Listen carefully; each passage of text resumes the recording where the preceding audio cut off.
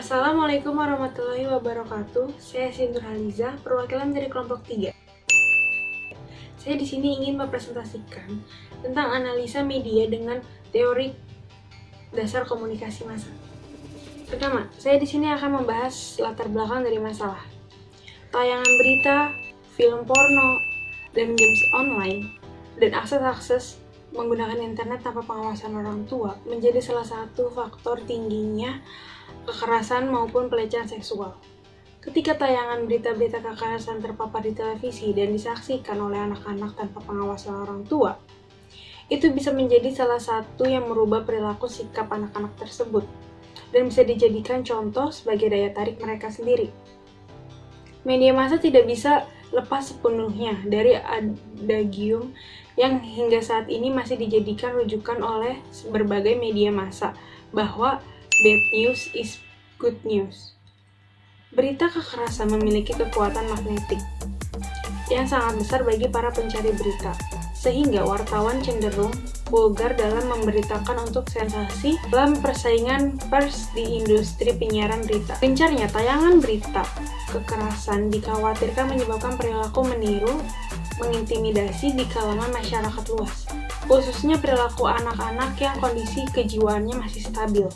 Saat ini bukan hanya sekedar tontonan semata, tetapi juga masih menjadi tuntutan bagi para pemirsa lainnya. Manusia sendiri sebagai makhluk sosial yang hidup di dalam sosial kemasyarakatan. Berita kekerasan akan menimbul efek cemas, takut, dan was-was karena masyarakat terkultivasi oleh berita kekerasan sehingga akan jauh dari perasaan aman dan nyaman. Melihat fenomena demikian, seharusnya media massa lebih mengedepankan etika dan perundangan yang sudah ada.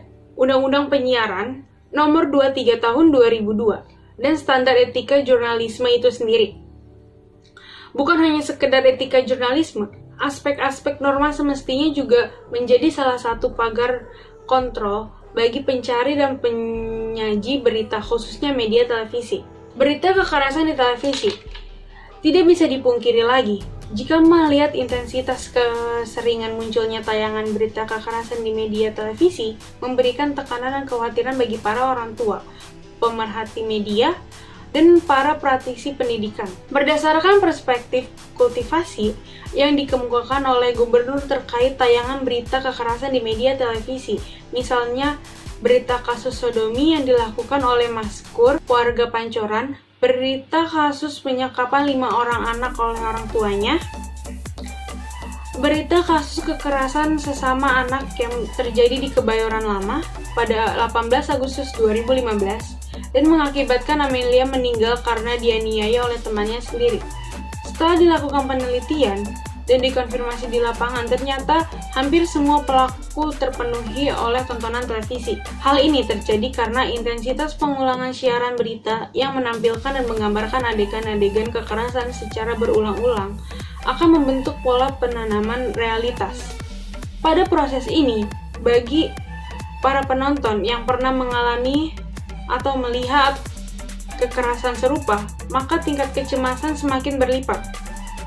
Bagi para penonton yang tergolong penonton berat mainstreaming, ini membentuk pikiran dan pandangan bahwa sesungguhnya dunia tempat mereka tinggal saat ini merupakan zona penuh ketakutan. Perubahan perilaku penonton televisi, kehadiran media televisi relatif besar pengaruhnya terhadap perubahan-perubahan pada halayak.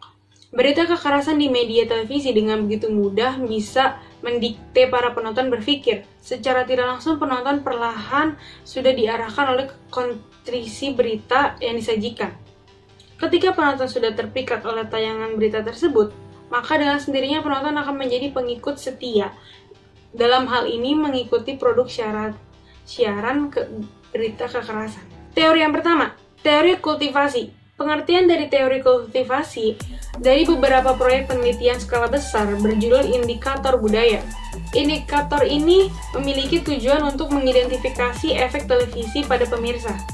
Dengan kata lain, teori ini menekankan pengaruh televisi yang sangat kuat terhadap pembentukan persepsi publik, pada akhirnya melahirkan konstruksi. Menurut analisis kelompok kami tentang teori kultivasi adalah setidaknya ada 3 hal yang kejadian media televisi memiliki kekuatan sebagai salah satu media mainstream yang mampu mengubah tontonan sosial budaya masyarakat, yaitu televisi bisa dengan sangat mudah ditemukan keberadaannya. Televisi sangat mudah diakses oleh siapapun, tidak memandang usia.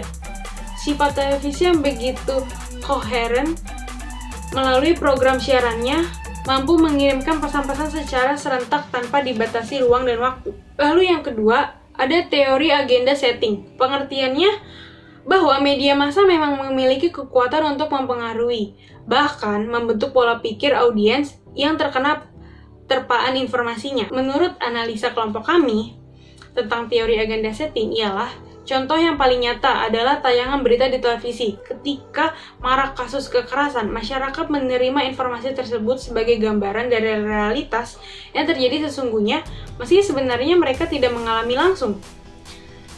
Dan teori yang terakhir, teori uses and gratification.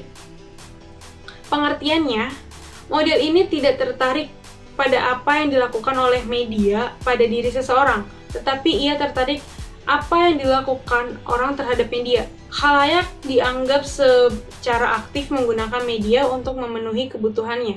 Analisa menurut kelompok kami tentang teori ini adalah belakangan ini banyak sekali kasus kekerasan yang ada di media televisi, entah dari berita ataupun kekerasan dalam televisi.